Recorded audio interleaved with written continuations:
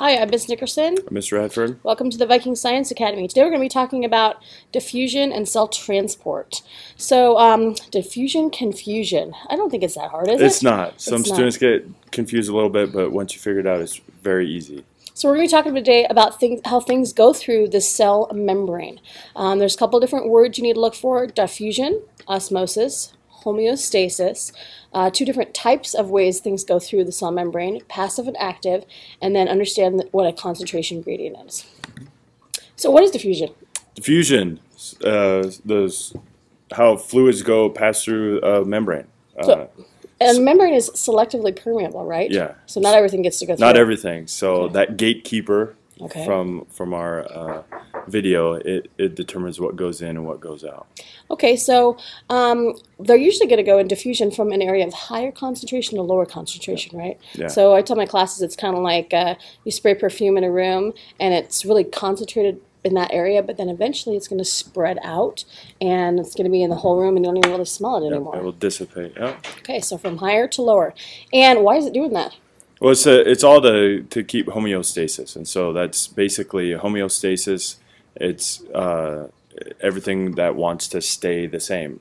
We have regulations in our body that keep everything, our internal environment, consistent. Okay, excellent.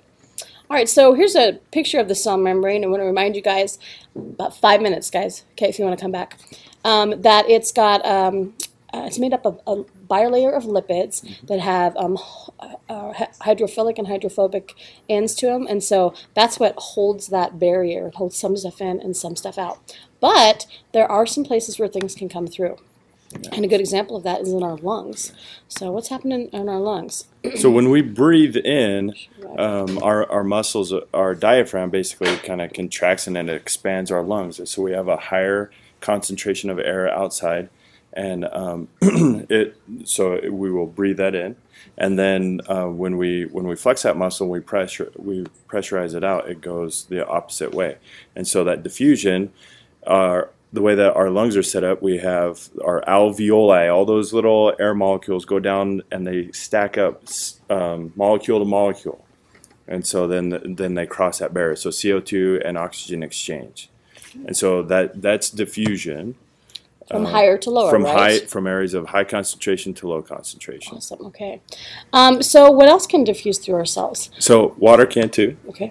And how does osmosis work? Well, osmosis is really similar, and it's just a special name for we give diffusion to water. It's also going to go from an area of higher concentration to lower concentration, and water is one of the main things that diffuses in and out of cells. And it's going to diffuse so that there's equal areas of concentrate on each side. So we're going to do 2 labs in class to see osmosis occur, one with potatoes and one with some red onion cells, and we'll actually get to see water moving in and out of those cells.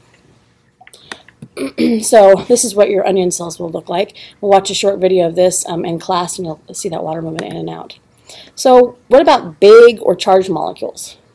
So sometimes they need help. And so they require energy. Sometimes they require a transport protein, something to go against that concentration gradient. Okay. So this is when we need to get things from low to high, and so it goes against that. So one way is, like you talked about, having a protein. A protein is kind of like a gate, a special gate just made for special things. So on the screen here, there are 3 different types of proteins.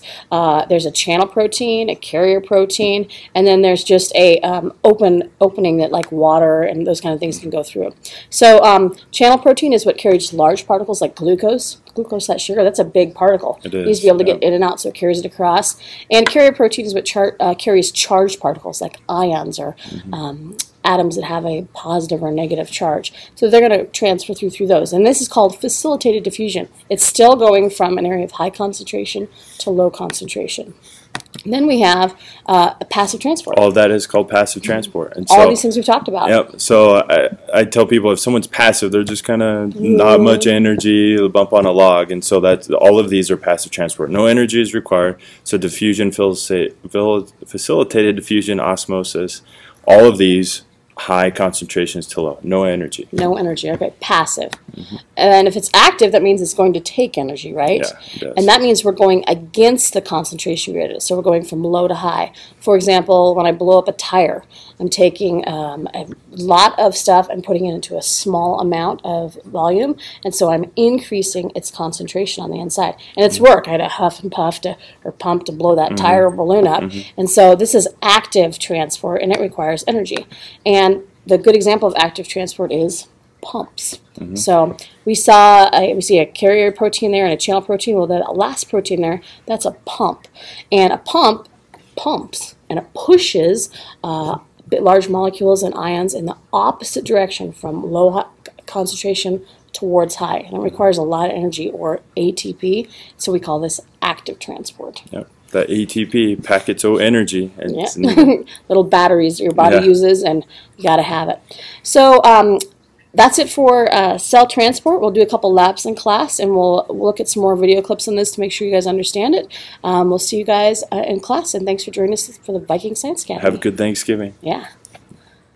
All right, I missed a slide there.